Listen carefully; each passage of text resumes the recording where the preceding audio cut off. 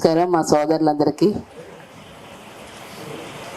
Electronic media, print media అందరూ ఇక్కడికి వచ్చేసిన సోదరులందరికీ, గౌరవ జిల్లా పార్టీ అధ్యక్షులు కోలా గురువులు గారికి, గౌరవ మంత్రివర్యులు బొత్స సత్యనారాయణ గారికి, అలాగే మరి ఈరోజు గత 35 రోజుల నుంచి జరిగిన ఎన్నికల ప్రచారంలోని, అలాగే నిన్న జరిగిన సార్వత్రిక ఎన్నికల పోలింగ్లోని ప్రశాంతంగా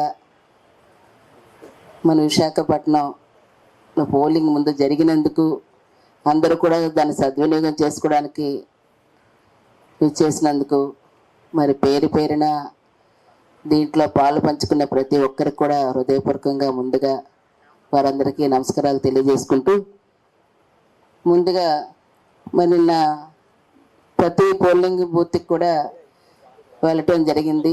వెళ్ళినప్పుడు ఎక్కడ చూసినా మహిళలు ఎక్కువగా బార్లు ఉండడం, ఓటు వేయాలని ఉదయం 7 గంటల నుంచి వారు వచ్చి ఉండడం, ఓటర్లో మహిళల్లో చైతన్యంతో రావటం, ఈ విధంగా ఎన్నికలు ఖచ్చితంగా ఓటు వినియోగించుకోవాలి, ఆ ఓటును కూడా ఈరోజు నాకైతే ఖచ్చితంగా ఈరోజు మహిళా పక్షపాతిగా ప్రతి ఒక్క కార్యక్రమం చేస్తున్న పెద్దలు, మా పార్టీ నాయకులు జగన్మోహన్ రెడ్డి గారు పెట్టిన ప్రతి సంక్షేమ కార్యక్రమాలు, అభివృద్ధి కార్యక్రమాలు స్పష్టంగా ఈవేళ మళ్ళీ వారిని తెచ్చుకోవాలనే ఆలోచనతో మహిళలు కనబడడం జరిగింది. నాకైతే ఫ్యాన్ గాలి వీస్తుంది అనేది ఫీలింగ్ అయితే నేనైతే ఫీల్ అవుతున్నాను. మహిళలు ఖచ్చితంగా ఈరోజు జగన్మోహన్ రెడ్డి గారికి తిరిగి మద్దతు ఇస్తారు, మళ్ళీ తీసుకొస్తారనే వారి ఆతృత అనేది వాటిలో కనబడడం గమనించాను. మరి ఈరోజు ఎన్నికల పోలింగ్ కూడా నిన్న ఈ నైట్ అయిన దాన్ని బట్టి ఎంపీ పార్లమెంట్ కాన్స్టిట్యున్సీ వరకు సుమారు 65.5% వరకు ఎన్నికలు పోలింగ్ జరిగింది అనేది మరి రావటం, మరి గత సరళ కంటే కాస్త ఎక్కువ అని కూడా భావించడం జరుగుతూ ఉంది. గత జరిగిన దానికంటే ఈసారి ఎక్కువ మంది పాల్గొన్నారు అని చెప్పని, ఇవన్నీ శుభపరిణామం. ఎక్కువ మంది పాల్గొనడం అనేది, ఓటు హక్కు వినియోగించుకోవడం అనేది, అంటే వాళ్ళు ఇచ్చిన ఓటుతోనే వాళ్ళు ఎవరైతే డిసైడ్ చేయాలనుకున్నా ఆ ఓటుతోనని ఈరోజు ఈ ప్రాంతం డెవలప్మెంటు ఖచ్చితంగా ఉంటుంది. కాబట్టి అట్లా పాలు పంచుకొని నేను కూడా భాగస్వామ్యాలు అనడం, చైతన్యం రావడం, దాన్ని శుభపరిణామంగా భావిస్తున్నాను. అలాగే ఏదైతే ఈరోజు ఎన్నికల్లో ప్రత్యేకించి చెప్పామో, మేనిఫెస్టోలో ఇచ్చినవి ముఖ్యమంత్రి గారు ఏవైతే అవన్నీ ఇచ్చి చేశారో దాన్ని కంటిన్యూ చేస్తామనే దాన్ని ఈరోజు ఖచ్చితంగా అవి జరుగుతాయని ఒక నమ్మకం ప్రజల్లో కనబడడంతో పాటు, ఏదైతే మరి నేను తిరిగినప్పుడు కూడా మరి ఏవైతే మా స్టాండ్ ఇది అనుకుని పార్టీ స్టాండ్ కానీ మా స్టాండ్ కానీ ఏదైతే చెప్పామో దానికి ఖచ్చితంగా ప్రజలు అవకాశం ఇస్తారని భావిస్తున్నాను. ఖచ్చితంగా వాటికి నిలబడతామని కూడా, ఆ స్టాండ్స్కి నిలబడతామని కూడా తెలియజేస్తున్నాను. ఈరోజు ఇటువంటి కార్యక్రమాలు 35 రోజుల నుంచి వారు చేస్తున్న విరాళ కృషి, ఈవేళ కార్యకర్తలే పార్టీకి పట్టుగమలు. వారు ఇక్కడ ముందులో పాలు పంచుకున్న పేరు పేరిన పార్టీ పెద్దలందరికీ, అలాగే నాయకులకు, అలాగే ముఖ్యంగా కార్యకర్తలందరికీ కూడాను మీ ద్వారా పేరు పేరిన మరి ఈ కార్యక్రమం విజయవంతంగా ఎన్నికల్లో పోలింగ్ వరకు కూడా వారు కృషి చేసినందుకు వారందరికీ కూడాను మరి మా మీడియా సోదరులు, పత్రికా సోదరులు కూడా చైతన్యవంతం చేసి తీసుకొచ్చారు. మీకు కూడా ప్రత్యేకంగా హృదయపూర్వకంగా ధన్యవాదాలు తెలియజేసుకుంటున్నాను. ఖచ్చితంగా మళ్ళీ జగన్మోహన్ రెడ్డి గారి నాయకత్వాన్ని రాష్ట్ర అభివృద్ధి దిశగా వెళ్తుందనే ఓ నమ్మకం అయితే మరి రేపు రానున్న రిజల్ట్లో ఖచ్చితంగా వస్తుందని మరి నమ్ముతూ అవకాశం ఇచ్చినందుకు మరొకసారి మీ అందరు కూడా హృదయపూర్వకంగా ధన్యవాదాలు. పోలింగ్ జరిగింది రాష్ట్రమంతటా కూడా. ఈ వేసవిలో ఏదైతే కోరుకుంటామో అదే రీతిలో ఫ్యాన్ గాలి బ్రహ్మాండంగా వేసింది. ఈ ప్రాంతం ఆ ప్రాంతం ఇక్కడ అక్కడ అని కాకుండా మొత్తం అటు రాయలసీమ, ఇటు కోస్తా, ఇటు ఉత్తరాంధ్ర, అన్ని ప్రాంతాల్లో కూడా ఏదైతే జగన్మోహన్ రెడ్డి గారు సంక్షేమ అభివృద్ధిని 2 కార్యక్రమాలు చేశారు అని మా నేదం ఉందో దాన్నే మళ్ళీ నేను కొనసాగిస్తానని చెప్పారు. మాయ చెప్పుకుంటా, మోసం చెప్పుకుంటా దాన్ని ప్రజలు విశ్వసించారు. ఇది కొత్త వరవడి.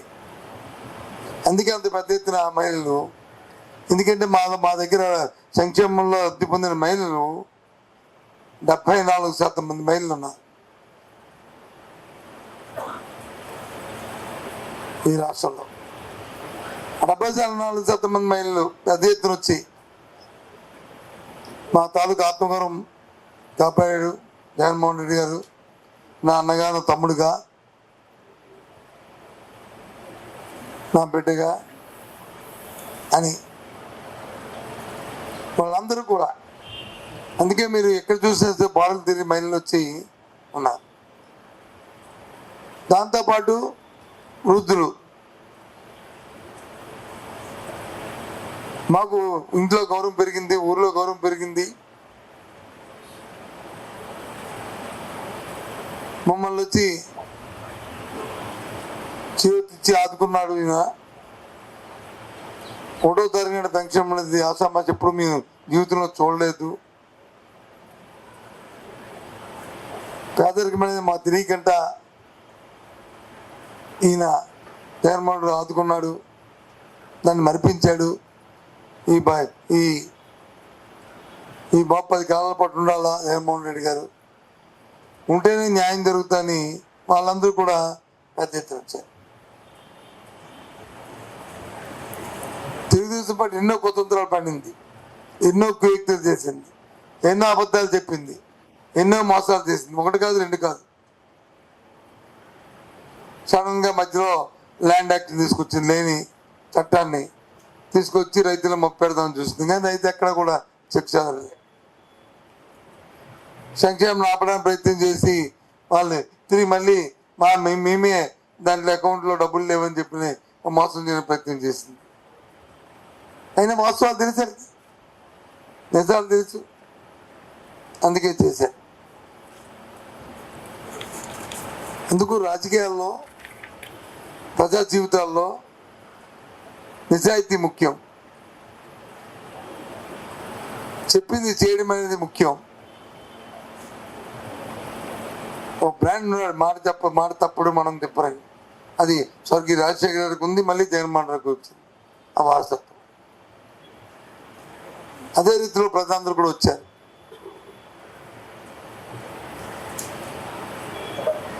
తప్పకుండా ఏదైతే నిన్న ఇంత పెద్ద ఎత్తున వచ్చి ప్రభుత్వం 4వ తారీఖున జూన్ 4ని లెక్కింపు అవుద్ది. ఆ డేట్ కూడా ఇంకా రేపు 2 అనౌన్స్ చేస్తాం.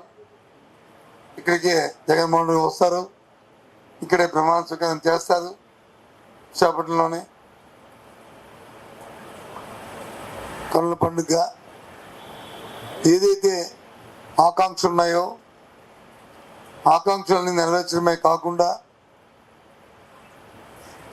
ఏవైతే ప్రభుత్వంలో రిఫార్మ్స్ ఉన్నాయో దాన్ని కొనసాగిస్తూ అటు విద్యలో కానీ వైద్యంలో కానీ దాంతోపాటు అభివృద్ధి కార్యక్రమాన్ని ముఖ్యంగా విశాఖ విజన్ ఏదైతుందో విజన్ అచీవ్ చేస్తూ ఉద్యోగ అవకాశాలు ఇస్తూ జూన్ 4 నుంచి ఆ ప్రక్రియ ప్రారంభమవుతుంది. ముఖ్యంగా ఇందులో పాల్గొన్న ఈ ఎన్నికల్లో ఎన్నో ఉడుదుడుకు పాల్గొని ఎన్నో ఇబ్బందులకు ఓర్చి ఎన్నో మాయ మాటలకి లొంగకుండా ప్రలాభాలను లొంగకుండా ఉన్న మా పార్టీ కార్యకర్తలు, మా నాయకులు, అలాగే ఓటర్ సోదరులు సోదరిమణులందరికీ కూడా వ్యక్తిగతంగా పార్టీ పరంగా నేను కృతజ్ఞతలు తెలియజేస్తాను. ఎందుకంటే ఇది బాగా సంగ్రామం. ఎన్ని కుయుక్తులు పన్నాలో దాని అన్ని కుయుక్తులు అన్ని ఏదో చెప్తాం కదా, సామధానం బాధ భేద దండోపాయం అన్ని అన్ని అన్ని ఉపయోగించారు. ఒకటి కాదు, రెండు కాదు. ఆఖరికి స్వయాన్న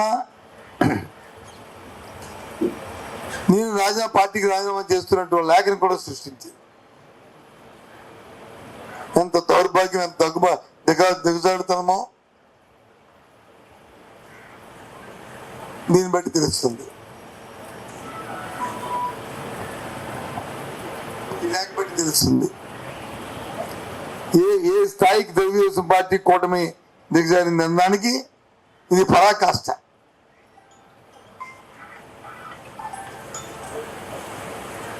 ఇది ఒక మచ్చుతనం, ఇలాంటివి ఇది ఒక చిన్న విషయం. అంటే ఏదైనా ఏదో విధంగా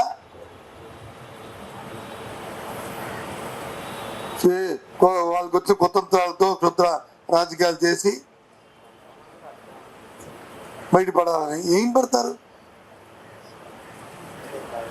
తెలుగుదేశం పార్టీకి చంద్రబాబుకి ఉన్న చరిత్ర ఈ రాష్ట్ర ప్రధానికి అందరికీ తెలుసు. మాయా, మోసం, దగ. అలాగే రాజశేఖర రెడ్డి గారికి, జగన్మోహన్ రెడ్డికి తెలుసు. ఏదైనా చెప్తుంది చేస్తారు, చేసింది చెప్తారు. రైతు పెట్టేవాడిగా ఉండాలి కానీ చేయి పట్టేవాడిగా ఉండకూడదు, చేయి పెట్టేవాడిగా ఉండాలని నానుడిని విశ్లేషిస్తారు. పేదవాడు కానీ ఉన్నాడంటే వాడికి చేయూత ఇవ్వాలి. పేదవాడిగా ఉండకూడదు. రైతు కూలీగా ఉండకూడదు. వాళ్ళు డాక్టర్, ఇంజనీర్ అవ్వాలి అని నమ్మిన వాళ్ళు. కూలీగా ఉండకంటే కూలి కూడా పెద్దవాడు అవ్వాలి, కార్పొరేట్ అవ్వాలని నమ్మిన వ్యక్తులు వీరు. ఆ విధంగా నమ్మారు కాబట్టి, ఆ విధమైన మేనిఫెస్టోని ఇచ్చారు కాబట్టి, మాయని చెప్పకుండా 5 సంవత్సరాలు మళ్ళీ రిపీట్ చేస్తారని, 5 సంవత్సరాలు నా పరిపాలన నమ్మి మీకు మంచి జరిగితేనే నాకు ఆశీర్వాదం కోరిన మరి నాయకుడు ఈ దేశంలో ఎవరూ లేరు, జగన్మోహన్ ఒక్కరే. కాబట్టే ఆయన మళ్ళీ ఇంత పెద్ద ఎత్తున ఆయన ఆశీర్వదించిన ఆ తల్లులకి, మహిళామణులకి, సోదరులకి, అన్నలకి, తమ్ముళ్ళకి అందరికీ కూడా మరొకసారి కృతజ్ఞతలు చెప్తూ, ఇదే విధంగా మా పార్టీ కార్యకర్తలందరూ ఉన్న వాళ్ళందరూ కూడా చాలామంది చెప్పారు, సచివాలయం వ్యవస్థ పెట్టారు, కార్యకర్తలకు విలువ లేకుండా చేశారు అని. సచివాలయం వ్యవస్థ పెట్టింది అవినీతి రూపంలో. కార్యకర్త ఎప్పుడు కూడా నాయకుడి గుండెల్లో, పార్టీ గుండెల్లో ఉంటాడు. ఏదైతే జన్మభూమి కమిటీ లాంటి అవినీతి ఏవైతుందో అలాంటివి లేకుండా ఉండడానికి సచివాలయం వ్యవస్థ ఏదైతే పూజ్య బాపూజీ కళ్ళ కన్నా గ్రామ స్వరాజ్యం గుమ్మం ముందే పరిపాలన ఉండాలని కోరుకున్నారో ఆ వ్యవస్థ అది బాగా మా కార్యకర్త అందరూ కూడా అర్థం చేసుకున్నారు. వాలంటరీ వ్యవస్థ ఎంత దిగ్విజయంగా జరిగిందో మన కరోనా వచ్చినప్పుడు కానీ, తర్వాత జరుగుతున్న కార్యక్రమాల్లో కానీ ఏ విధంగా 100% దేశానికి అది కొలమానికగా దిక్సూచిగా ఉన్నదో వాలంటరీ వ్యవస్థ. వాళ్ళందరూ కూడా ఈ రాష్ట్రం సంక్షేమ అభివృద్ధిలో పాల్పంచుకోవడం చాలా సంతోషం. వాళ్ళందరూ కూడా ఏ ప్రాబ్లం లేకుండా ఈ కార్యక్రమాలు చేశారు. ఎన్నో రోజులు వచ్చిన ప్రయత్నం చేశారు, దౌర్జన్యాలు చేయడం చూశారు. మీ సమయం పాటించాం. మా కార్యకర్తకి మేము ఇన్ఫార్మ్ చేస్తాం, మేము అందరికీ చెప్పాం. వాళ్ళు స్థానం కోల్పోయారు. చంద్రబాబు స్థాయి నుంచి భాష మీద ఇష్టం వచ్చినట్టుగా భాషని సభ్య సమాజంలో ఎవరు విన్న భాష మాట్లాడుతున్నారు. కాబట్టి ఈ రేపు ఎల్లుండి ఇంకా ఉధృతంగా ఉంటాయి. వాళ్ళ తాలూకా మాటలు కానీ చేష్టలు కానీ వాళ్ళ చేతలు కానీ ఎవరు కూడా ఉద్రేకపడద్దు. మన ముందున్న కర్తవ్యం రేపు ఈ రాష్ట్రంలో మళ్ళీ జగన్మోహన్ నాయకత్వంలో అధికారం తీసుకురావాలి. పేద ప్రజలకు మనం చేయూతనివ్వాలి. వాళ్ళ ఆర్థిక పరిస్థితి మెరుగుపరచాలి. అది సమాజంలో సమాజం బాధ్యతది ఒక పౌరుడిగా అని చెప్పమ్మా మా కేడరందరికీ మా ముఖ్యమంత్రి ఆదేశిస్తున్నది మా పార్టీ అధ్యక్షుడు.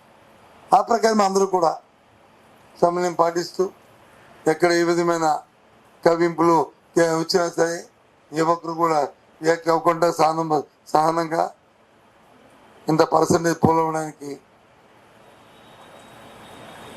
మా కార్యకర్తలను సహకరించిన ప్రతి కార్యకర్తకి మనస్ఫూర్తిగా అభినందనలు తెలియజేస్తున్నాను. మీరు పార్టీ నాయకత్వం గుండెల్లోను పార్టీ గుండెలో మీరు అందరూ ఉన్నారు. మీ గౌరవం పెరిగే విధంగా రాబోయే కాలం ఉంటుందనే విషయాన్ని కూడా మీ తెలియజేస్తూ